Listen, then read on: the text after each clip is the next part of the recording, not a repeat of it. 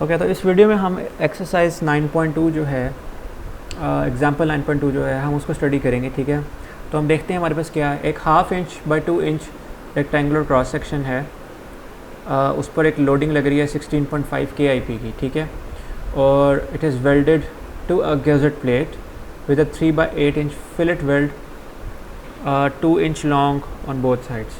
Okay, और किससे किया गया है? E70XX इलेक्ट्रोड से। अब थोड़ी सी टर्मिनोलॉजी है, हमने समझनी है। हमने समझना है कि यहाँ पे ये मैं आपको सब दिखाऊंगा। मैंने सॉलिड एज पे इसकी डायग्राम बनाई है, एक रफ डायग्राम, तो उससे आपको आइडिया हो जाएगा कि क्वेश्चन आपसे क्या डिमांड कर रहा है। ठीक है, दूसरी बात यह है कि ये E70XX इलेक्ट्रोड है। ये क्या है? ये भी बड़ी इंपॉर्टेंट चीज़ है यहाँ पे, लेकिन हम कुछ टर्मिनोलॉजी से हम लिख लेते हैं। ठीक, तो एक तो ये टर्मिनोलॉजी है वेल्डमेंट। जो आपकी वेल्डमेंट होती है, it is equal to your weld metal, और वेल्ड मेटल है it is equal to electrode. Same चीज़ें हैं सारी। ठीक है, तो आपको क्वेश्चन में कहीं पे वेल्ड मेटल दिखाई देगा। ये देखें, यहाँ पे आपको वेल्ड मेटल दिखाई दे रहा है, और यहाँ पर आपको वेल्डमेंट लिखा दिखाई दे रहा है। ठीक है, ओके, तो जो आपकी यहाँ पर हाँ, अच्छा, मैं आपको अब दिखाता हूँ कि ये वेल्डमेंट इलेक्ट्रोड पिघलने के बाद कैसी लगती है देखने में। हम यहाँ पे जाएंगे और यहाँ से इसको ऑब्ज़र्व करेंगे। तो just give me a moment. Okay, तो आपके पास एक ये प्लेट है और एक ये प्लेट है। इस प्लेट को आपने एक लोहा पिघला के जोड़ा, और वो लोहा ये लगा हुआ है, मेटल कह लें, स्टील कह लें, जो भी है, वो मेल्ट होके इस तरह का देखने में लगता है। ठीक है, और वो जो कह रहा है ना 3/8 का जो वो फिलेट है, वो फिलेट ये जो कर्व बना हुआ है ना, वो उसकी बात हो रही है। ठीक है, तो यहाँ से आपको थोड़ा बहुत आइडिया हो गया कि लोहा पिघलने के बाद ये जो शेप बनती है, इसको आप वेल्डमेंट कहते हैं। और वो जो लोहा है जिसको पिघलाया जा रहा है, वो वेल्ड मेटल है या इलेक्ट्रोड है। और हमारे क्वेश्चन में वो किस तरह का है? वो है E70XX, ये यहाँ पे मेंशन है। ठीक है, तो चलें, यहाँ से थोड़ी सी बातें क्लियर होगी। फिर अटैचमेंट क्या है? अटैचमेंट आपके वेल्ड होने के बाद जो स्ट्रक्चर है वो है। ठीक है, अब यहाँ पे थोड़ी सी ना कन्फ्यूजिंग टर्मिनोलॉजीज आएंगी, और हमने उसको डेफिनेटली एड्रेस भी करना है। द थिंग इज़, मुझे भी कन्फ्यूजन है इस क्वेश्चन में कुछ हद तक, इसको इमेजिन करने में, लेकिन मैंने सॉलिड एज पे एक फिगर बनाई है, and I think this is how it should be understood. तो हम सॉलिड एज पे जाते हैं और हम उस फिगर को देखते हैं जो मैंने बनाई है। तो ये हमारी जो है फिगर है। ठीक है, ये इसके ऊपर ये गज़ट प्लेट है, ये गज़ट प्लेट है। ठीक है, और वो जो कह रहा है 2/2 इंच। ठीक है, उसका क्या मतलब है, उसका क्या मतलब हो सकता है, वो मैं भी आपको बताने की कोशिश करता हूँ। इसके हम डिफरेंट व्यूज़ देखते हैं। ओके, तो मैं एक रफ आइडिया दे रहा हूँ। It doesn't have to be correct. ठीक है, मैं ये कह रहा हूँ कि यार, ये जो इसने क्वेश्चन में बात लिखी हुई है ना कि 1/2 इंच बाई 2 इंच, उससे मुराद ये है, ये 2 इंच हो गया, ये हाफ इंच हो गया। ठीक है, और ये गैजेट प्लेट के साथ कनेक्टेड है, जिसका 3/8 फिलेट बन रहा है। अब यहाँ पे मैंने इसको कर्व तो नहीं किया, लेकिन this is a little bit curved. ठीक है, इसकी जो एजेस हैं थोड़ी बहुत कर्व्ड है यहाँ पे, और उनकी जो साइज़ है इट इज़ 3/8। तो ये मैं एक रफ सा आइडिया देने की कोशिश कर रहा हूँ कि एक्चुअली है क्या। और वो 2 इंच लॉन्ग है ऑन बोथ साइड्स। ठीक है, तो मैं आपको दिखाने की कोशिश करता हूँ कि व्हाट डज़ इट मीन। तो 2 इंच लॉन्ग और बोथ साइड का मतलब है कि जो दोनों गैजेट प्लेट्स हैं जो वेल्डेड हैं, यहाँ से लेके यहाँ तक, दोनों की लेंथ बराबर है, वो कहना ये चाह रहा है। ठीक है, ओके, ये बात भी क्लियर हो गई। अब है कि इसके ना हम थोड़े से व्यूज़ देखते हैं। Front view, okay, front view is not good. Top view देख लेते हैं हम उसका। Okay, this is still somewhat acceptable. तो हम इसको जूम करते हैं, और फिर थोड़ा सा ना इसको हम साइड पे करते हैं। ठीक है, और एट द एंड वो कह रहा है कि it carries a static load of 16.5 KIP, ठीक है। तो अगर आप क्वेश्चन को देखें, आपको जो स्टैटिक लोड है वो यहाँ पे दिखाई देगा ऐसे करके एक्ट करता हुआ 16.5 KIP, ओके। तो ये इसकी एक रफ सी अंडरस्टैंडिंग है जो मैंने आपको देने की कोशिश की है कि what the question is actually trying to say and what your work piece looks like, ठीक है। तो अब हम वापस अपने क्वेश्चन की तरफ जाएंगे, ओके। तो वापस हम क्वेश्चन की तरफ आते हैं, ठीक है। अब यहाँ से आगे मैं आपको ना 2-3 बातें बताना चाहूँगा। जब भी कुछ आपने वेल्ड मेटल से लेके करना होगा या उससे रेलेवेंट कुछ होगा, तो मोस्टली आपका ताल्लुक टेबल 9.3 से है, टेबल 9.4 से है, टेबल 9.6 से है, ठीक है। तो टेबल्स जो हैं वो मैंने अपने सामने रखे हैं, वो मैं आपको पहले बता रहा हूँ। वेल्ड मेटल, वेल्डमेंट, इलेक्ट्रोड की बात आ जाए तो टेबल 9.3, 9.4, टेबल 9.3, 9.4 और टेबल 9.6 आपकी हेल्प करेंगे। जब बेस मेटल की भी कोई ना कोई बात आ जाए, बेस मेटल, तो बेस मेटल में एक रिलेशनशिप है जो टेबल 9.4 में यूज़ हो रहा है, इसलिए तब हम कभी कभी 9.4 को एड्रेस करते हैं और इस क्वेश्चन में हम उसको एड्रेस करेंगे, ठीक है, ओके। शायद इस क्वेश्चन में ना करें, शायद किसी और क्वेश्चन में करें, लेकिन just this is what I am trying to tell, ठीक है। उसके अलावा जब कभी आपके पास आपने ओवरऑल अपनी अटैचमेंट की डिस्कशन करनी हो, अटैचमेंट, तो टेबल A20 आपको हेल्प करता है, ठीक है। अब आप करते क्या हैं, इन टेबल्स में से या तो आप यील्ड स्ट्रेंथ की वैल्यू निकाल रहे होते हैं SY की, ठीक है, जो कि आपको मिलती है, let me exactly tell you, जो टेबल 9.4 है, सॉरी 9.3 है, जो कि मैंने आपको बता दी है किसके लिए इस्तेमाल हो रहा है, वेल्ड मेटल के लिए। जब आपने वेल्ड मेटल के लिए अपनी यील्ड स्ट्रेंथ फाइंड करने हो, आप SY को रेफ़र करेंगे, ठीक है, या आपका वन वे और अनदर अगर आपका ताल्लुक आपके वेल्ड मेटल से बन रहा है तब आप 9.3 इस्तेमाल करेंगे।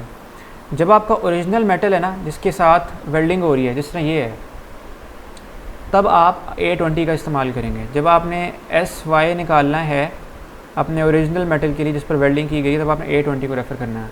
और A20 को रेफ़र करने के लिए लाजमी है कि आपको इस तरह करके कोई डिटेल दी गई हो, 1015, 1018 भी हो सकता है, कुछ भी हो सकता है, क्योंकि ये टेबल के अंदर वैल्यू अगर आपको ये नहीं पता ना वो मेटल है कौन सा, 1015, 1018 है, तो उस टेबल का कोई फ़ायदा नहीं है आपको। At the end of the day आपने निकालनी यील्ड स्ट्रेंथ है, ठीक है। और ये यील्ड स्ट्रेंथ जो है ये आपको शेयर स्ट्रेंथ निकालने में हेल्प देती है, शेयर फोर्स निकालने में हेल्प देती है, और वो हम सारा भी देखेंगे, ठीक है। इसी क्वेश्चन में हम इसको विजुलाइज करेंगे, डेमोन्स्ट्रेट करेंगे कि यहाँ पर कैसे हो रहा है, ओके। तो is the question, the part A is कि is the weld metal strength satisfactory. तो टेबल 9.6 से ना हमें ये बात पता चलती है, टेबल 9.6 है कि जो allowable force per unit length है ना for a 3/8 inch E70 electrode is 5.57 KIP पर इंच, ओके। तो हमने वेल्ड मेटल स्ट्रेंथ निकालनी है, उसके लिए आपने ना, अच्छा ये जो मेरे अगले कुछ मैं वर्ड्स बोल रहा हूँ दे आर वेरी इंपॉर्टेंट, इसको राइट डाउन कर लें या इसको समझ लें। देखें, आपको ना क्वेश्चन के अंदर बताया गया है कि कितनी फोर्स लग रही है, 16.5 KIP, ठीक है। अगर आपने ये चेक करना है कि जो वेल्ड मेटल है वो कितनी फोर्स सस्टेन कर सकता है मेल्ट होने के बाद, जिसने चिपका दिया है उसको कितनी फ़ोर्स वो सस्टेन कर सकता है, तब आप टेबल 9.6 में जाएंगे, वहाँ से आपको फोर्स मिलेगी और फिर जितना लेंथ का आपका वेल्ड मेटल इस्तेमाल किया गया है, ठीक है, उससे आप उस फोर्स को मल्टीप्लाई करेंगे तो आपको पता चलेगा जो आपको फोर्स उधर से मिल रही होगी ना, उसको आपने जो आपकी टोटल लेंथ जिसके अक्रॉस आप सारा ये कर रहे हैं, जिस तरह आपको मैंने ये फिगर दिखाई थी, ये वाली फिगर, तो आप कहते हैं जी फॉर एग्जांपल आप जाते हैं टेबल 9.6 में, आप टेबल 9.6 में जाते हैं, वहाँ से आपको पता चलता है जी कि 5.57 KIP पर इंच लगती है, लेकिन ये फोर्स पर इंच लग रही है, मुझे एग्जैक्टली फोर्स ही टोटल लग रही है।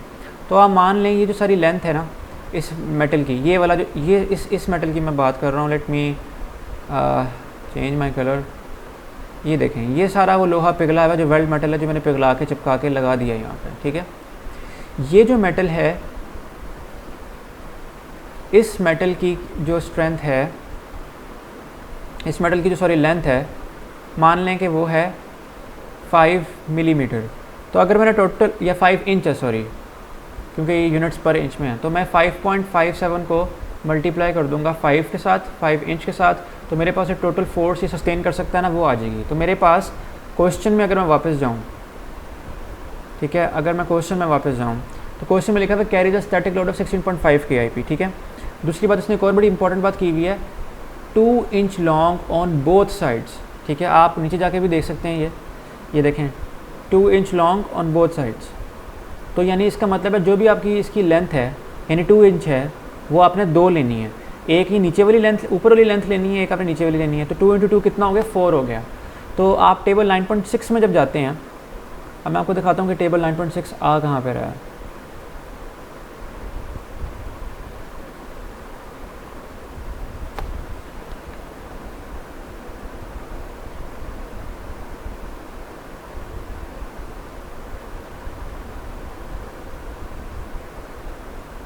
ओके, तो ये टेबल 9.6 आ गया। हमें पता है कि हमारा जो इलेक्ट्रोड है ना वो E70 है, ठीक है। तो हमें चाहिए फोर्स पर यूनिट लेंथ, और हमें बताया गया कि हमारा फिलेट क्या है, 3/8। तो 3/8 इंच फिलेट पे जो आपकी जो फोर्स आ रही है वो ये आ रही है 5.57 इंच, ठीक है। एग्ज़ाम में क्या होगा कि सर आपको 90 दे देंगे, ठीक है, या सर क्या करेंगे, आपको E70 90 कोई आपका जो ग्रेड है वो भी चेंज कर देंगे, E70 के बजाय E90 कर देंगे, और जो फिलेट है 3/8 उसके बजाय फिलेट 5/2 भी कर देंगे, कुछ भी कर सकते हैं। तो ये टेबल आपको पता आना चाहिए। क्वेश्चन पढ़ के ये बातें आपको समझ में आ जानी चाहिए कि वो क्वेश्चन डिमांड क्या कर रहा है आपसे। खैर, ये सारी आपने वैल्यूज़ निकाली हैं, तो आपको पता चला कि 5.57 KIP पर इंच लग रही है, और 2 inch long both sides gazette plates हैं। तो आप 2 लेंगे, एक आप अगर आपकी ये आपका ओरिजिनल मेटल है, उसके ऊपर 2 इंच की ये गज़ट प्लेट लगी हुई है और 2 इंच की ये गज़ट प्लेट लगी हुई है, तो total length of gazette plate कितनी होगी, 4, ठीक है। तो 4 को आप इस 5.57 से मल्टीप्लाई कर देंगे, कितनी है कि 22.8। इसका मतलब है कि जो मैक्सिमम ये वेल्ड मेटल फोर्स जो बर्दाश्त कर सकता है ना E70 ग्रेड का, जिसका फिलेट 3/8 है, वो 22.28 है KIP, और फोर्स कितनी लग रही है, 16.5 KIP। तो 22.8 इज़ ग्रेटर देन 16.5। इसका मतलब है ये फोर्स का बहुत मार्जिन है, अभी वेल्ड मेटल आराम से 16.5 को बर्दाश्त कर लेगा, as long as it's not greater than 22.28 it's fine। therefore जो वेल्ड मेटल की स्ट्रेंथ है इट इज़ सेटिस्फैक्ट्री। ओके, दूसरी बात है, is the attachment strength satisfactory. अच्छा, अटैचमेंट जो है ना, ये जो सारा स्ट्रक्चर है उसकी बात हो रही है। अब ये जो फोर्स है ना 16.5 KIP, इसके लगने की वजह से इसके रिस्पॉन्स में यहाँ पर और यहाँ पर शीयर पैदा हो रहा है, ठीक है। वो आपने शीयर पैदा करना है, वो आपने शीयर फाइंड करना है, वो अलाउएबल शीयर कितना है, ठीक है। और फिर आपने एक्चुअल शीयर जो है वो कैलकुलेट करना है, और फिर दोनों का कंपैरिजन करना है। जिस तरह हमने यहाँ पर किया था ना, हमें क्वेश्चन में पता था कि 16.5 KIP लोड लग रहा है, और फिर हमने पता किया कि हमारी मैक्सिमम जो वेल्ड मेटल या वेल्डमेंट हमारा सस्टेन कर सकती है ना लोड, वो 22.28 KIP का है। तो अभी 16.5 छोटा था, तो हमने कहा था ये सेफ़ है। यही काम हमने यहाँ पर करना है। हमने ये देखना है कि इस 16.5 KIP के रिस्पॉन्स में मैक्सिमम शीयर कितना ये वेल्डमेंट बर्दाश्त कर सकता है। जो शीयर है वो ऊपर सिर्फ फोर्स, ऊपर वाली जो हमने वैल्यूज़ निकाली है ना, ये वाली, दिस इज़ जस्ट फोर्स जो आपके स्ट्रक्चर्स में आ रही है, ये इंटरनल फोर्स भी हो सकती है, कोई भी फोर्स हो सकती है, ये शीयर फोर्स बहरहाल नहीं है। शीयर फोर्स ये वाली हैं जो इसके रिस्पॉन्स में लग रही है। तो हमने अलाउएबल शीयर करनी है जो कि मैक्सिमम फोर्स है, जो कि 16.5 को रिस्पॉन्स में लगेगी। ओके, तो हम अब मैंने आपको एक बात बताई थी कि जब भी आपकी अटैचमेंट की बात आ जाए, आपके ओरिजिनल मेटल की बात हो रही है, ठीक है। और ओरिजिनल मेटल की अगर आपने यील्ड स्ट्रेंथ निकालनी है, तब आपको किस टेबल को रेफर करना पड़ेगा, A20। तब हम A20 में जाएंगे, और देखें इस क्वेश्चन के शुरू में ये बताया गया कि ये 1015 है, तो हम 1015 की यील्ड स्ट्रेंथ निकालेंगे टेबल A20 में जाके। ये टेबल A20 आ गया, और 1015 की जो यील्ड स्ट्रेंथ है KPSI में, वो 27.5 KPSI है, ठीक है। और हमारी बुक में जितने भी केसेस रेफ़र हुए हैं ना, वो ये HR वाले रेफ़र हुए हैं, वो CD वाला कोई रेफ़र नहीं हुआ। आगे कभी 1018 आएगा तो आपको HR को ही रेफ़र करना है, ठीक है।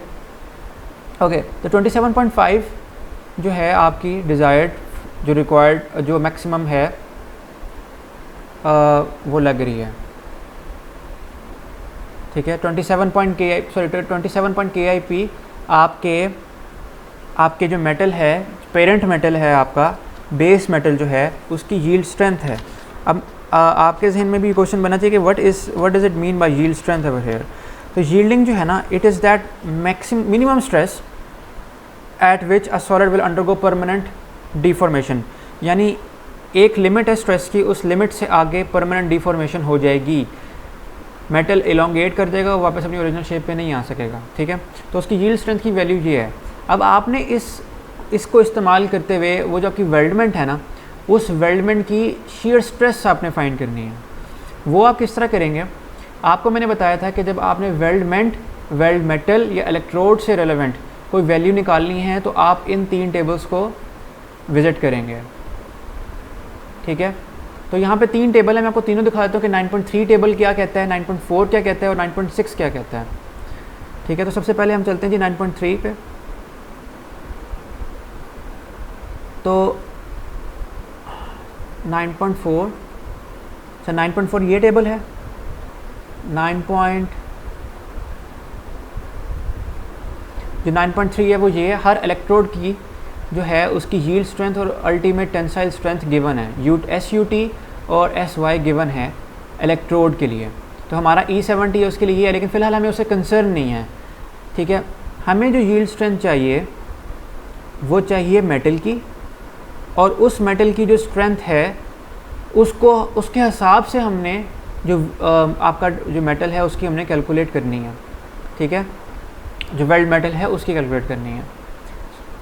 तो टेबल 9.4 में लिखा हुआ है कि the shear stress on the base metal should not exceed 40% of the yield strength of base metal। तो बेस मेटल की हमने yield strength निकाल ली थी, 27.5 की IP थी, उसको आप 40% वैल्यू ले लें, वो आपका shear stress होगा जो बेस मेटल पर आएगा, ठीक है। तो 0.5 times 27.5 is equal to 11 kPSI, ठीक है। ये होगी अलाउएबल, ये वो मैक्सिमम shear है जो 16 जो सॉरी ये जो आपका, लेट मी लेबल इट, ये आपका बेस मेटल है और इसके ऊपर ये वेल्ड मेटल लगा हुआ है, ठीक है। और ये 16.5 की आपके पास फोर्स लग रही है, स्टैटिक लोड लग रहा है, और यहाँ पर आपके पास ये shear फोर्सेस बन रही हैं, ठीक है। ये जो चीज़ आपने निकाली है, व्हाट इज़ दिस, ये उस मेटल जिस मेटल की यील्ड स्ट्रेंथ 27.5 kPSI है, उस मेटल की जो मैक्सिमम, उस पर अगर आप वेल्डिंग करें तो मैक्सिमम जो आपके पास अलाउएबल shear है जो बर्दाश्त कर सकता है वो मेटल या वो अटैचमेंट बर्दाश्त कर सकती है, वो 11 kPSI है। अब आपने एक्चुअल shear फाइंड करना है, ठीक है। तो उसका फार्मूला वही है, force divided by 2 times HL, ठीक है। देखें ना, हाइट इनटू लेंथ, अगर ये आपकी लेंथ है और ये आपकी हाइट है किसी फिगर की, तो इससे आपके पास एरिया आ जाता है, और आप मल्टीप्लाई बाय 2 इसलिए करेंगे क्योंकि आपके पास 2 गैजेट प्लेट्स हैं। अब आपको ये क्वेश्चन है कि how do you get the value for H। तो जो वैल्यू फॉर H है वो यहाँ क्वेश्चन में गिवन है कि इट्स अ 3/8 इंच फिलेट। 3/8 जो है इसको आप डिवाइड करें तो आपके पास आता है 0.375 इंच। तो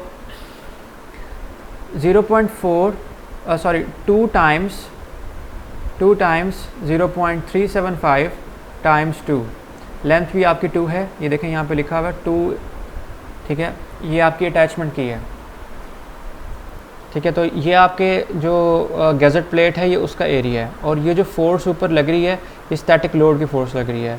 तो 16.5 डिवाइड बाई जब ये करते हैं हमको 11 आती है।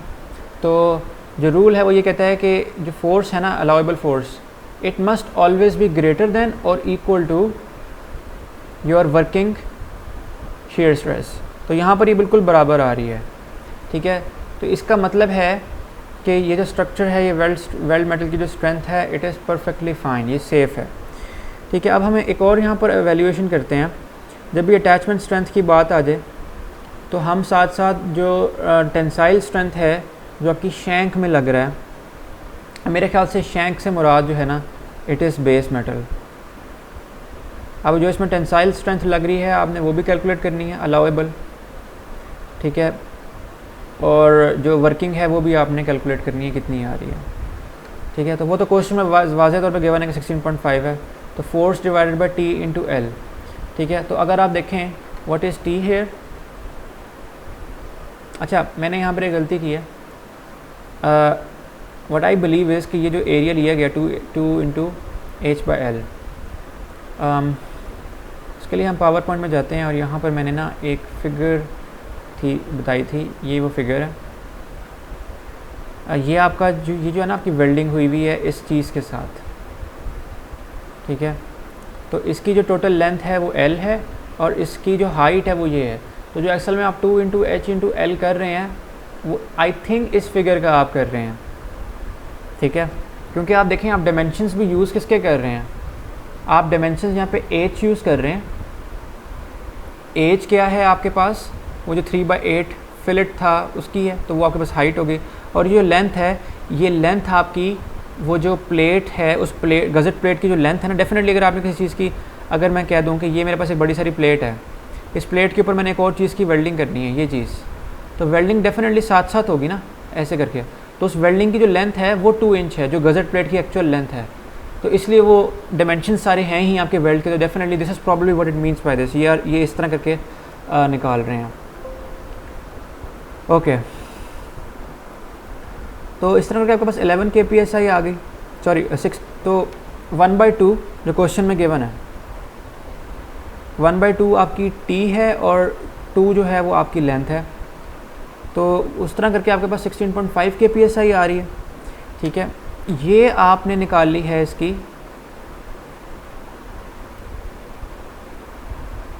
ये आपने इसकी निकाल ली है वर्किंग स्ट्रेस, ठीक है। जब भी आपके पास फार्मूला इस्तेमाल होगा ना shear is equal to force by area का, या ये वाला फार्मूला,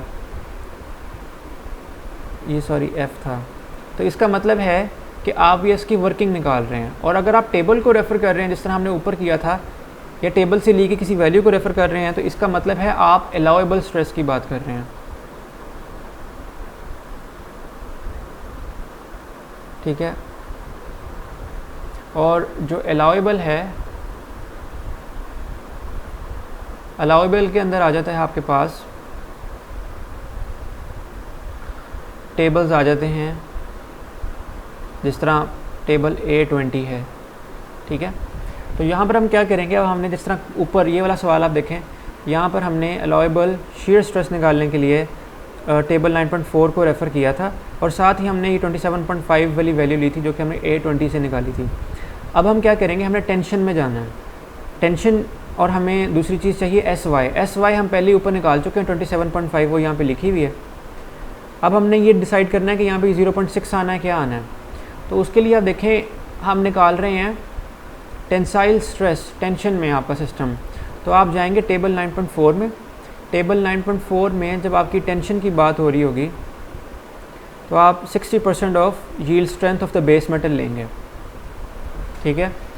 तो अब आपने यहाँ पे जाना है वापस, सॉरी, तो जब आप इसको कैलकुलेट करते हैं 60% आप लेते हैं 27.5 की जो कि आपके बेस मेटल की यील्ड स्ट्रेंथ है, तो आपके पास 16.5 kpsi आ जाती है। तो अगेन आपकी जो अलाउेबल टेंसाइल स्ट्रेंथ है इट इज़ इक्वल टू, या आपका जो नॉर्मल स्ट्रेस है इट इज़ इक्वल टू आपका वर्किंग स्ट्रेस, तो आपकी जो इक्वल टू ग्रेटर देन और इक्वल टू होना चाहिए, तो as long as it's greater than और इक्वल टू इट्स फाइन। तो इसलिए आपका ये जो क्वेश्चन है इसका जो आंसर है वो ये है कि सब कुछ सेटिस्फैक्ट्री है, ठीक है, ओके। तो नेक्स्ट क्वेश्चन में हम जाते हैं। तो अब आप यहाँ पे ज़रा गौर से पढ़ेंगे, फिर से मैं एक बात दोहरा देता हूँ कि जब आपने कैलकुलेशन करनी हो बेस मेटल के हिसाब से, बेस मेटल का उसमें ज़िक्र आ जाए, ठीक है, या उसमें अटैचमेंट का ज़िक्र आ जाए, तो आपको एस वाई चाहिए होती है अपने बेस मेटल की, और वो आप किस तरह निकालते हैं, वो आप A20 से निकालते हैं, और उसके लिए आपको क्या पता होना चाहिए, ग्रेड मेटल का 1015 है, 1018 है। जिस तरह मैं आपको यहाँ पे ले जाके दिखाता हूँ कि अगर आप इसको यहाँ पे देखें, ये देखें ये सारे ग्रेड्स गिवन है, 1015 है, 1018 है, यहाँ पे कोई A36 मेंशन ही नहीं है, जबकि हमारे क्वेश्चन में क्या है A36। तो इसका क्या मतलब है कि अगर हमने यहाँ पर कोई ऐसा एनालिसिस करना है जिसके लिए हमें यील्ड स्ट्रेंथ चाहिए होगी, तो या तो वो हमें किसी टेबल से फाइंड करनी है, जिस केस में हम यहाँ पर टेबल नहीं इस्तेमाल कर सकते, तो उसका क्या मतलब है वो हमें गिवन होगी। तो वो गिवन है SUTS की जो वैल्यू है वो 36 है, सॉरी वो 58 है, वेट सॉरी जो अल्टीमेट टेंसाइल स्ट्रेंथ है वो 36 है, और wait just give me a moment, हाँ सॉरी जो यील्ड है वो आपकी 36 है और जो अल्टीमेट टेंसाइल स्ट्रेंथ है वो 58 है।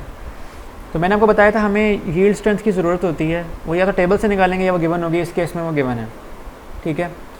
ओके, तो it is statically loaded through the attachment by a load of ये, ऑलराइट। तो ये देखें ये फोर्स लग रही है यहाँ पे, ये एक प्लेट ये है और एक प्लेट ये है जिसके साथ ये वेल्डेड है। और ये जो चीज़ है मैं भी थोड़ी देर में बताता हूँ what I think it is, ये मैंने सॉलिड एज पे बनाई है ये चीज़। तो unsymmetrical weld tracks can compensate for eccentricity such that there is no moment to be resisted by the welds. I don't know what this is, I'm not sure what this is और इसकी question में क्या implication है, लेकिन question में मैंने इसकी implication होती नहीं देखी। Specify the weld track lengths L1, L2 for a 5/6 inch fillet weld using an E70XX electrode, ठीक है। इलेक्ट्रोड की बात आ गई, इलेक्ट्रोड का मतलब है इलेक्ट्रोड वेल्डमेंट या वेल्ड मेटल, एक ही चीज़ें हैं। और जब इसकी बात आ जाए तब आप चले जाते हैं अपने टेबल 9.6 में, ठीक है। और कुछ काम की चीज़ें आपको टेबल 9.4 से भी मिल सकती हैं, ठीक है। तो और डेफिनेटली इसके अंदर कुछ चीज़ें आपको, मैंने आपको पहले भी बताया था 9.3 भी आपको हेल्प करता है। वेल्डमेंट इलेक्ट्रोड के केस में ये 3 टेबल आपके काम आते हैं, ठीक है। हमने देखना है किस चीज़ का किसके साथ जो है ना एसोसिएशन हो रही है। हमने लेंथ निकालनी है ये वाली, इस गज़ट प्लेट की और इसकी, और ये फोर्स हमें पता है, ये बाकी F1 और F2 हम फाइंड करेंगे और सबके हिसाब से सब चीज़ों को मद्देनज़र रखते हुए हम ये L1 और L2 की वैल्यू फाइंड करेंगे, ठीक है। Using an E70XX electrode, this is a part of a design problem where design variable include length fillet and fillet size, okay. फ़िलहाल जो है, अच्छा इसको प्रोसीड करने से पहले मैं आपको बताता हूँ कि ये जो इस तरह का इतना वियर्ड सा सेक्शन है, what this section could possibly mean, ठीक है। अब ये मेरी अंडरस्टैंडिंग है, it could be something else. देखें ये बड़ी एक अनयूजुअल किस्म की है कि what could it possibly mean. I believe कि ये ना इन्होंने इसके साइड व्यू में बताने की कोशिश की है कि इसका फ्रंट व्यू ऐसा है और इसके फ्रंट व्यू के डायमेंशन से हैं। तो मैं आपको सॉलिड एज पे लेके जाता हूँ और सॉलिड एज पे मैं आपको दिखाता हूँ कि what this could possibly mean, ठीक है। तो ये वो फिगर है, थोड़ी बहुत उसे रिजेंबल करती है, लेकिन आई messed up a little bit, just give me a moment. अच्छा जी, तो यहाँ पर ये है कि हमारे पास ये एक गज़ट प्लेट है, दूसरी गज़ट प्लेट ये है हमारे पास, और अगर मैं इसको साइड व्यू में देखूँ तो मेरे पास फिगर ये ऐसे करके बनती है, ठीक है। तो मैंने करने की कोशिश ये की है कि मैंने ये समझाने की कोशिश की है कि आपका ये वाला जो फासला है length, let me take another colour, आपका जो ये वाला फासला है that is 2 inch, this distance is also 2 inch, ठीक है। और आपका ये वाली गज़ट प्लेट है, इसको आपने नहीं देखना, इस व्यू को देखें। ये वाला जो फासला है दैट इज़, अगर आप उसमें देखें दैट इज़ 3/4 इंच, और ये वाला जो फासला है दैट इज़ 3/8 इंच, ठीक है। तो वापस अगर हम उधर जाएं क्वेश्चन में, तो आप ये देखें ज़रा, इट लुक्स लाइक कि ये ही, इट मेक सेंस कि ये जो सारा हिस्सा है it is actually your front view जो इन्होंने यहाँ पे बना के दिखाया हमें। अच्छा, हमें इस फ्रंट व्यू का एक फ़ायदा है, ठीक है।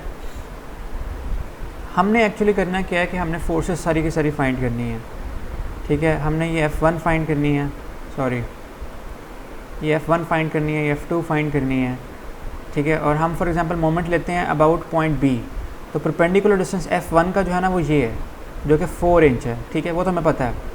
लेकिन दूसरा मसला ये है कि अगर हमने इस फोर्स का यानी इस फोर्स का B की रिस्पेक्ट से अगर हमने परपेंडिकुलर डिस्टेंस मेजर करना है तो उसके लिए हमें जिस y है वो पता होना चाहिए। उसके लिए हमें सेंट्रॉइड्स का कॉन्सेप्ट हम यूज़ करेंगे फाइंड करने के लिए, ठीक है। तो फिर हमारे पास मोमेंट निकला आएगा और फिर हम अपने बाकी प्रोसीजर्स जो हैं वो पूरे करेंगे, ऑलराइट। तो सबसे पहला स्टेप जो है वो ये है कि हम फ़िलहाल इस क्वेश्चन को पावर पॉइंट पे ले जाते हैं, फिर वहाँ से करना शुरू करते हैं इसको। तो बेसिकली ये जो आपका क्वेश्चन है, just let me see if it's recording, ये जो आपका, okay just give me a moment, okay. तो ये जो आपका क्वेश्चन है ना, उस क्वेश्चन का एट द एंड गोल ये है कि हमने लेंथ 1 फाइंड करनी है, लेंथ 2 फाइंड करनी है। तो हमने ये L1 और L2 फाइंड करनी है। हम 3 स्टेप्स फॉलो करेंगे।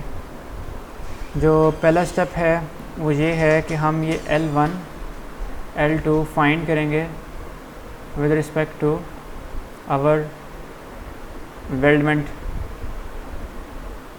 स्ट्रेसेस। उसके अंदर जो हमारे पास सारा कॉन्सेप्ट है वो ये है कि मैंने आपको जिस तरह पहले बताया था कि ये जो वेल्ड है, जिस तरह यहाँ पे ये आप अज्यूम करें कि ये वेल्डिंग हुई हुई है यहाँ पे, इसकी रिस्पेक्ट से हम लेंगे कि ये जो वेल्ड मेटल है जो पिघला के लगाया गया है,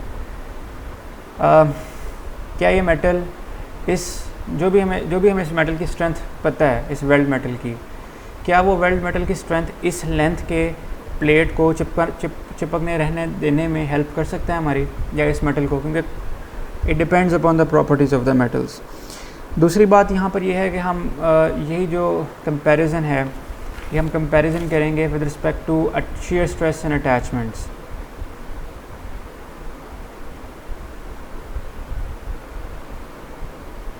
ओके,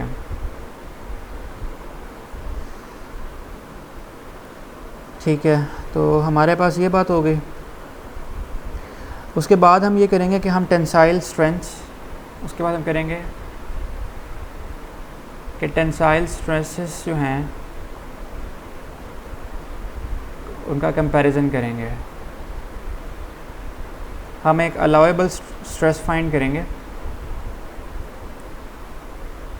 टेंसाइल स्ट्रेस, और हमने ये चीज़ प्रूव करनी होगी, हमें देखना होगा कि it should be greater then your working stress, और अगर वो बड़ा आ जाता है और या इसके इक्वल है then it means our structure is safe, ठीक है। तो हम शुरू करते हैं, ठीक है। सबसे पहला स्टेप हमारा ये है कि हमने विद रिस्पेक्ट टू जो वेल्डमेंट के स्ट्रेसेस हैं उन स्ट्रेसेस की रिस्पेक्ट से हमने ये सारे के सारे जो हैं स्टेप्स लेने हैं। तो सबसे पहला हम काम ये करेंगे कि हम सेंट्रॉइड फाइंड करेंगे, ठीक है, with respect to Y coordinate. ये जो फोर्स एक्ट कर रही है ये फोर्स बिल्कुल सेंट्रॉइड पे एक्ट कर रही है, तो उसके लिए हमें ये जो फासला है ये फासला हमें चाहिए, ठीक है। फिर हम क्या करेंगे, इसको फाइंड करने के लिए हम मोमेंट लेंगे अबाउट पॉइंट बी। हमने मोमेंट अबाउट पॉइंट बी लेना है, एक्चुअली हमारा गोल ये है, और उसको लेने उसमें ये होगा कि हमें ये वाला परपेंडिकुलर डिस्टेंस हमें पता है कि ये 2 इंच है, फिर हमें ये वाला डिस्टेंस चाहिए जो कि हमें नहीं पता क्या है, ठीक है। ओके, तो सेंट्रॉइड फाइंड करना, ये वाली जो फिगर है इस वाली फिगर का जो है नीचे वाला एरिया 3/4 इंच है, ठीक है। And let me just write down what that means. अच्छा, तो हमने ये करना है कि हमने इसको ना इसको हमें थोड़ा सा बड़ा करके शो करना है।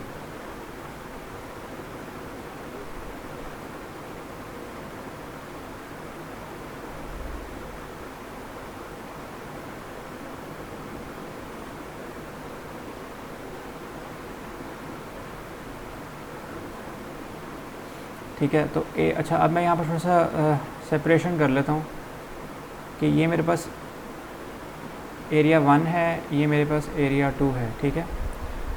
इन दोनों की मैंने कंबाइन एडिशन करनी है, सेंट्रॉइड्स की, ठीक है।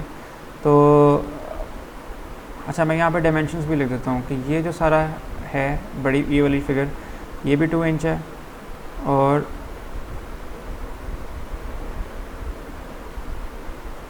ये भी 2 इंच है। सॉरी, ये 2 इंच नहीं है, ये 4 इंच है और ये वाला जो फासला है ये 2 इंच है। ओके, तो जब आपके पास इस तरह करके आ जाए, द नेक्स्ट स्टेप इज़ कि आप हर फिगर का सेंट्रॉइड फाइंड करें विद रिस्पेक्ट टू वाई। उन दोनों को फिर आपने ऐड कर देना तो आपके पास आ जाएगा। तो that is equal to sum of all areas times Y, उनके जो वाई हैं, divided by their total area. ठीक है, तो सबसे पहले हम एरिया 1 को डिस्कस करते हैं कि एरिया 1 के अंदर हमें वाई चाहिए। वाई क्या है? बॉडी के सेंटर से लेके बॉटम तक का फासला। तो इस केस में अगर बॉडी का सेंटर यहाँ है तो बॉटम तक का जो फासला होगा वो क्या होगा? That will be 1 inch. ठीक है, ओके। इसी तरह ये अगर इस बॉडी का सेंटर है तो बॉटम तक का फासला कितना होगा? 3 इंच। ठीक है, उसके साथ साथ मैं यहाँ पर एक डिमेंशन और लिख दूँ जो मैंने नहीं लिखा, कि ये ऊपर वाला जो है दैट इज़ 0.375 इंच और ये वाला जो है दैट इज़ 0.75 इंच। तो हमारे पास तकरीबन सब कुछ है। We will proceed. ओके, तो 1 जो कि आपका y की वैल्यू है। अच्छा, मैं इसको ना मज़ीद इस तरह के सिंप्लीफाई कर लेता हूँ, y1 a1 plus y2 a2, ठीक है, divided by a1 plus a2। इस तरह आपके लिए इजी हो जाएगा इसको समझना। तो y1 की वैल्यू 1 है, a1 की वैल्यू क्या है? 0.75 टाइम्स 2। ये आपका सारा पहला स्टेप हो गया। दूसरा आपका है y2 आपका 3 है, times 0.375 times 2 divided by 0.75 times 2 plus 0.375 times 2। अच्छा, मैं यहाँ पर आपको एक बात बताना चाहता हूँ, ये मेरी अपनी पर्सनल ऑब्जर्वेशन है। आंसर बहरहाल आता है 1.67 इंच। अगर आप इन दोनों को सेपरेट करेंगे ना, इन दोनों को सेपरेट करके अगर आप ऐड करेंगे तो आपका आंसर 1.67 नहीं आएगा। याद रखना, ये फार्मूला है। अगर आप सेपरेट करके ऐड करेंगे ना, यानी आप करेंगे कि y1 a1 divided by a1 plus y2 a2 divided by a2, तो वो गलत हो जाएगा, आंसर सेम नहीं आएगा। इसलिए मैं आपको अभी बता रहा हूँ कि आपने ये जो प्रोसेस लिखी हुई है उसको एज इट इज़ फॉलो करना है। तो खैर 1.76 आपके पास आ गया ये वाला फासला, तो मैं यहाँ पे लिख लेता हूँ कि 1.67 इंच आ गया। नेक्स्ट पेज पे चलते हैं। ठीक है, अब हमें चाहिए मोमेंट लेना है हमने अबाउट पॉइंट बी। तो अब हमने ये करना है कि अब हमने मोमेंट अबाउट पॉइंट बी लेना है। ठीक है, तो ये वाला जो सारा फासला है, ये सारा का सारा फासला क्या है? ये फासला है b और ये सारा का सारा फासला y है। ठीक है, आप ये देखें कि f1 जो है ना ऑपोजिट डायरेक्शन में है, तो इसलिए हम f1 को नेगेटिव लेंगे, माइनस f1 टाइम्स b। ठीक है, और आपने ऐड कर देना है f जो कि ये फोर्स f है टाइम्स y बार। ठीक है, तो वो किसके बराबर आती है? Minus f1 times 4 plus 24 times 1.67। आप उसको सॉल्व करते हैं तो वो आता है f1 is equal to 24 multiply by 1.67 divided by 4 and that comes out equal to be 10 KIP। तो आपका जो f1 है that is equal to 10 KIP। Okay, f1 निकाल लिया, अब f2 निकालना है। सिंपल आपने सारी फोर्सेस को ऐड कर देना है। f is equal to f1 plus f2, 24 is equal to 10 plus f2, तो f2 is equal to 14 KIP।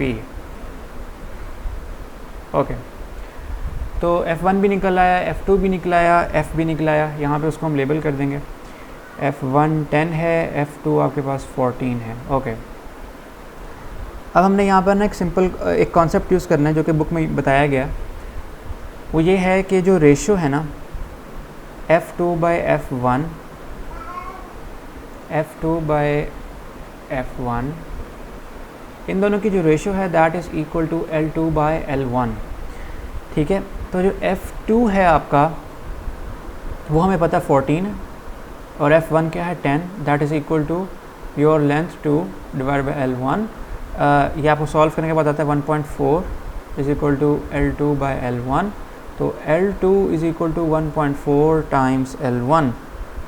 तो ये एक रिलेशनशिप है जो बुक में यूज़ किया गया है। आगे हम जब फोर्स बाय एरिया करेंगे और जो बाकी कॉन्सेप्ट्स हैं वो उनको यूज़ करेंगे तो हम इस अप्रोच को अपने जहन में ये रखेंगे कि L2 is equal to 1.4 times L1।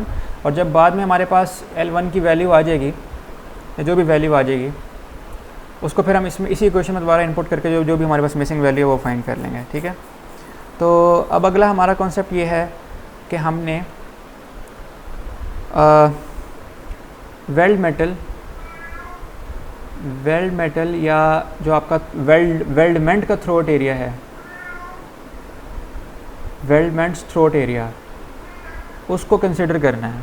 ठीक है, अब इस प्रॉब्लम और आपको याद होगा पिछला जब हमने सवाल किया था ना तो F बाई एरिया जब हमने लिखा था F बाई ए जब पिछले सवाल में हमने किया था तो वो आ रहा था F by 2 times H times L। ये फार्मूलाज हैं। ठीक है, और ये बुक में हमारे कहीं मेंशन है, you just have to go with it. मेरे पास इसकी कोई हमने इतना नहीं पढ़ा कि मैं आपको इसकी अंडरस्टैंडिंग बता सकूं कि ये क्या है। शायद हमारे जो टीचर उन्होंने हमें बताया हो, but I probably wasn't there in the class. Okay, तो F डिवाइडेड बाई 2HL पिछले केस के लिए, इस केस में बहरहाल हम ये यूज़ नहीं करेंगे। यहाँ पर जो हम यूज़ करेंगे अपना शीयर स्ट्रेस निकालने के लिए वो होगा ये F divided by 0.707 times H times L1 plus L2, क्योंकि 2 गज़ट प्लेट्स लगी हुई तो दोनों के लेंथ्स को आप ऐड करके कंसिडर करेंगे। अब यहाँ पर एक बात है, F तो हमें पता है क्या है, हमें ये नहीं पता क्या है। ठीक है, और हमें L1s भी नहीं पता तो हम ये नहीं निकाल सकते। तो हमें यहाँ पर ये जो शीयर स्ट्रेस है, ये शीयर स्ट्रेस फाइंड करने के लिए हमें कोई और अप्रोच यूज़ करनी पड़ेगी। देखें, जो आपकी प्लेट है वो आपकी बेस मेटल पे वेल्डेड है। ठीक है, बेस मेटल आपको बताया गया कि A36 है और उसका आपको उसकी टेंसाइल स्ट्रेंथ, यील्ड स्ट्रेंथ भी बताई गई है। जो बेस मेटल है आपका उसकी यील्ड स्ट्रेंथ या SY जो है that is equal to 36 kPSI। और इसको हम अच्छा sorry we are not going to use that, I am sorry, this is a mistake on my part. हम इसको डिस्कस नहीं कर रहे, बेस मेटल को आपने फ़िलहाल डिस्कस नहीं करना, हम डिस्कस कर रहे हैं वेल्डमेंट को। हमें वेल्डमेंट के लिए हमने अगर शीयर स्ट्रेस निकालना है ना तो हम टेबल 9.4 को रेफ़र कर सकते हैं और 9.3 को रेफ़र कर सकते हैं। हमें पता है कि हमारा जो वेल्ड मेटल है वो E70XX है, तो उसके लिए हम यील्ड स्ट्रेंथ निकालने के लिए कहाँ पे जाएंगे, टेबल 9.3 में जाएंगे। हम टेबल 9.3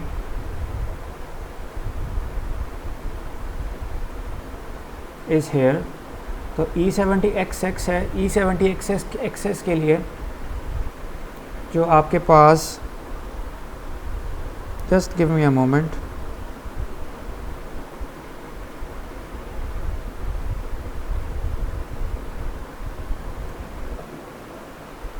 अच्छा तो मैंने आपको कहा था कि हमने टेबल्स को रेफ़र करना है। पहले किस टेबल को रेफ़र करना है आपने पहले टेबल 9.4 को रेफ़र करना है। क्यों आपने उसको रेफ़र करना है? क्योंकि आप यहाँ पे देखें, हमें नहीं पता कि हमें टेंसाइल स्ट्रेंथ चाहिए, यील्ड स्ट्रेंथ चाहिए। वैसे तो हमेशा यील्ड स्ट्रेंथ चाहिए होती है, ठीक है, लेकिन अभी हम टेबल 9.4 में जाएंगे, वहाँ पे हमें रिलेशन मिलेगा और वहाँ से हम डिसाइड करेंगे। तो आप यहाँ पे देखें कि हमें चाहिए शीयर स्ट्रेस, ठीक है, और उसके लिए जो रिलेशन बताया गया वो ये बताया गया 0.3 टाइम्स SUT। तो आप वापस टेबल 9.3 में जाएंगे, E70 के लिए जो SUT की वैल्यू है, अल्टीमेट टेंसाइल स्ट्रेंथ, उसकी वैल्यू है 70। तो अब आप ये वैल्यू लेके चलेंगे, यानी आप जो फार्मूला यूज़ करेंगे वो ये होगा 0.3 टाइम्स 70, ये आप यूज़ करेंगे, ठीक है। तो we will go back to the power point तो आपका जो ये जो shear stress निकल रहा है ना बाय द वे, ये allowable shear stress and that is equal to 0.3 times 70 and that comes out to be 21 kpsi। ठीक है, अब ये जो वैल्यू हमने फाइंड की है ना, ये वैल्यू हम यहाँ पे यूज़ करेंगे, अलाउेबल shear स्ट्रेस की वैल्यू यहाँ पे यूज़ करेंगे। तो पुट करते हैं 21 is equal to F divided by 0.707 times H times L1 plus L2। अब आपके सामने क्वेश्चन आ रहा होगा एच कहाँ से फाइंड करना है। क्वेश्चन के अंदर गिवन है एच, ये देखें 5/16 इंच। तो 5/16 को जब आप कैलकुलेटर पे सॉल्व करते हैं that comes out to be 0.3125। ठीक है, तो ये सब कुछ हो गया। और L1 प्लस L2 हमने बताया था कि L2 इज़ इक्वल टू, पीछे हमने कैलकुलेट किया था 1.4 टाइम्स L1, तो 1.4 टाइम्स L1, ये जो H है ये 0.3125 है, पीछे क्या रह गया L1, हमें नहीं पता L1 क्या है। तो जब हम L1 को 1.4 L1 में ऐड करते हैं 2.4 आता है। तो एक मिनट ज़रा देखते हैं, 21 is equal to 0.707 times 0.3125 times 2.4 L1।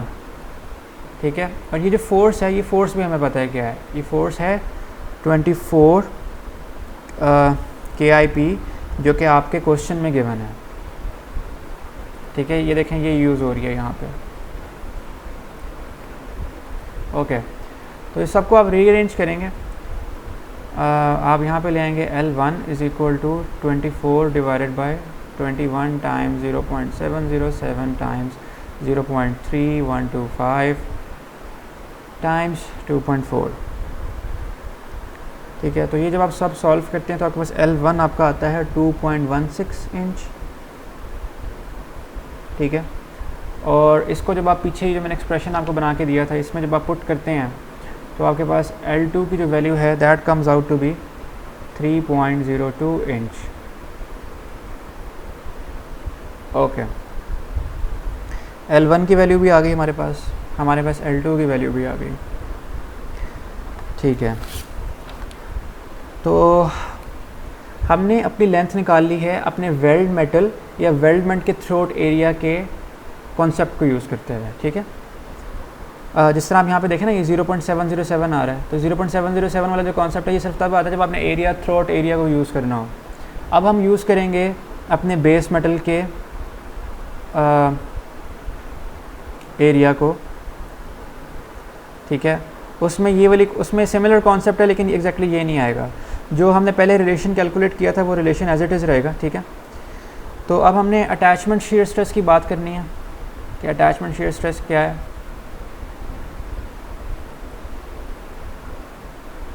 Attachment shear stress, okay, तो आप देखें अब अटैचमेंट का मतलब है कि वो सब कुछ जो अटैच हुआ है साथ उसमें आपके पास बेस मेटल भी आ जाता है। ठीक है, बेस मेटल का हमें क्वेश्चन में गिवन है कि जो यील्ड स्ट्रेंथ है that is equal to 36 kpsi, और क्वेश्चन में क्या गिवन है SUT 58 है।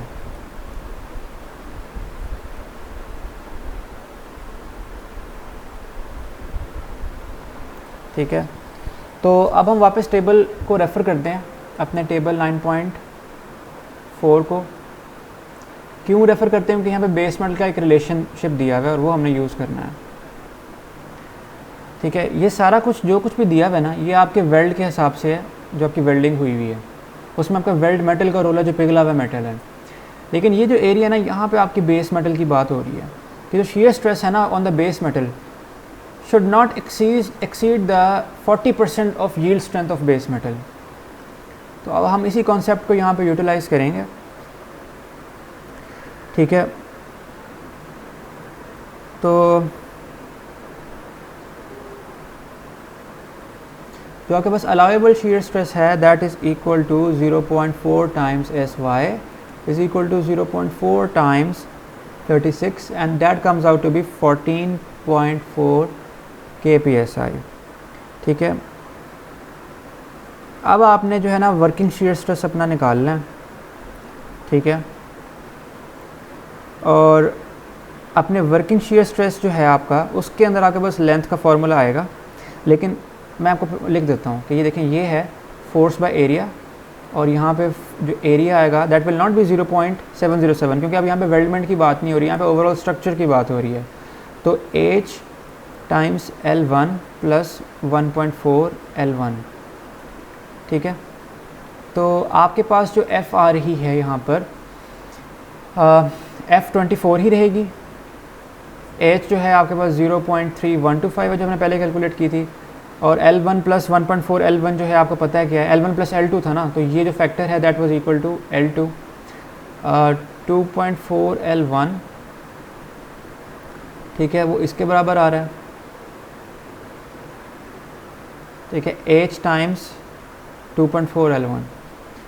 ओके, तो हमें L1 निकालना है, और हमें इसको मैं यहाँ पे फिर से नीट करके लिख लेता हूँ कि this is equal to 24 divide by 0.3125 times 2.4 L1।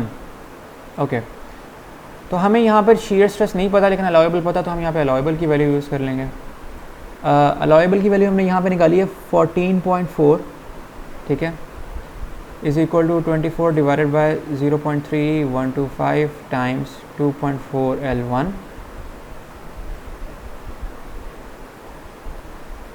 ठीक है। तो आपके पास जो L1 आता है that comes out to B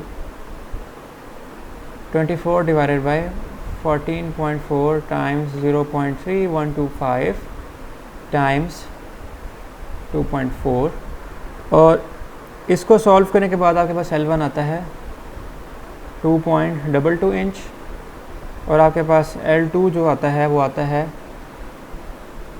उस एक्सप्रेशन में ये जो एक्सप्रेशन था L2 is equal to 1.4 L1, इसमें ये वैल्यू पुट करने के बाद आता है 3.11 इंच, ठीक है। देखें, अब यहाँ पर छोटी सी बात मालूमात लिख लेता हूँ कि वेल्ड मेटल का जब एनालिसिस किया तब क्या लेंथ आ रही थी। वेल्ड मेटल का जब एनालिसिस किया या थ्रोट को हमने यूज़ किया तो हमारे पास L1 जो थी वो आ रही थी 2.16, L2 जो आ रही थी वो आ रही थी 3.02, और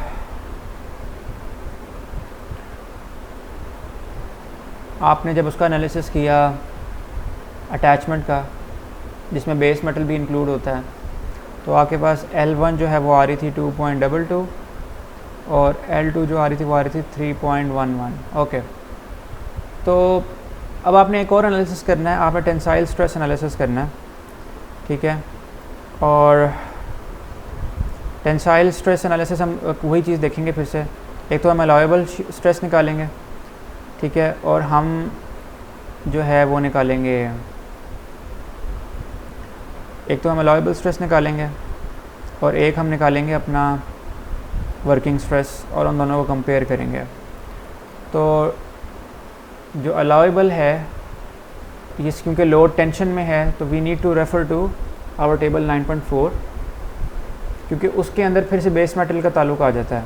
अटैचमेंट का, ये पूरी अटैचमेंट का अलाउएबल शियर स्ट्रेस का कंपैरिजन कर रहे हैं। तो you will go to table 9.3 और यहाँ पे देखेंगे टेंशन के अंदर 0.6 टाइम्स SY जो है वो रिलेशनशिप यूज़ होता है, is equal to 0.6 times SY जो है आपका यहाँ पर वो आपका 36 है जो कि बेस मेटल का है, 0.6 times 36 and that comes out to be 21.6 kPSI। अब आपने निकालना है अपना वर्किंग, जो एक्चुअल आपके पास लोड आ रहा है, तो उसके लिए आपको फोर्स बाय एरिया चाहिए। लेकिन इस दफ़ा एरिया किसका आएगा, पहले तो हम एरिया लेते रहे हैं ना उसका, इस दफ़ा एरिया जो हम इसका आपकी जो अटैचमेंट है ना उसका लेंगे। अच्छा, एक मैंने पीछे गलती की है, अटैचमेंट जो पीछे केस में बेशक बेस मेटल की बात हो रही है, लेकिन जो एरिया है ना वो आप उसी अटैचमेंट का ले रहे हैं। एक में तो आप थ्रोट एरिया के हिसाब से अटैचमेंट ले रहे हैं जिसमें आप 0.7 इंटू H इंटू L कर रहे हैं, फिर आप ले रहे हैं किसी और कॉन्सेप्ट को आप यूज़ करें, लेकिन वहाँ पे 0.707 नहीं आ रहा, ठीक है, h into L1 plus 1.4 L1, तो ये थोड़ी सी कन्फ्यूजन है।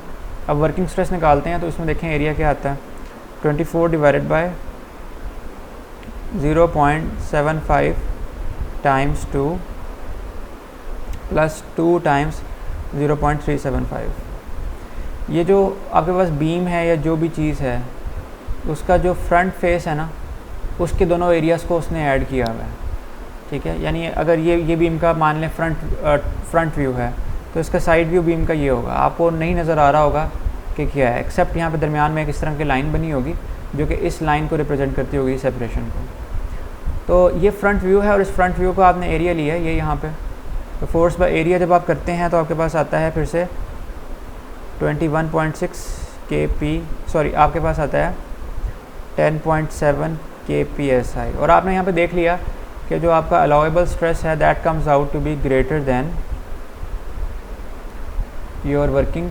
यहाँ पे आप एग्ज़ाम में काइंडली वर्किंग ना लिखना, ठीक है, क्योंकि ये मेरी अंडरस्टैंडिंग है कि ये वर्किंग स्ट्रेस है। वर्किंग स्ट्रेस, अलाउेबल स्ट्रेस से मुराद वो स्ट्रेस जो मैक्सिमम बर्दाश्त किया जा सकता है, और वर्किंग से मेरे यहाँ पे कहने का मुराद ये है कि जो एक्चुअली वो गिवन कंडीशंस में फेस कर रहा है। यानी अगर आपके पास actually 24 kilo newton force act कर रही है, सॉरी KIP फोर्स एक्ट कर रही है 24 KIP, तो उसके रिस्पांस में जो वर्किंग स्ट्रेस होगा वो 10.7 kpsi होगा, ठीक है। तो हमने ये सारी मालूमात इकट्ठी कर ली। अच्छा, तो अब ये लास्ट स्टेप है, ठीक है। अब इसमें थोड़ा सा रट्टा है, you have to keep this in mind, ठीक है।